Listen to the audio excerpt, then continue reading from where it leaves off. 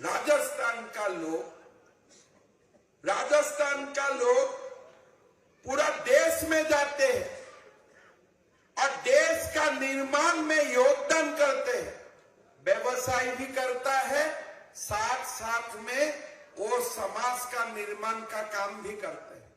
हमारा असम का maximum college Rajasthani लोगों ने दिया जमीन का ऊपर ही बना हुआ है। राजस्थान देश गढ़ते हैं, देश को जोड़ते हैं।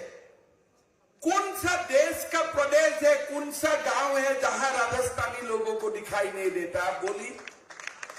अगर वो राजस्थान में शुरू हो जाता है, तुम गुजराती हो, तुम असमिया हो, तुम राजस्थानी हो, ये राजस्थानी परंपरा का अनुकूल वो बात नहीं है।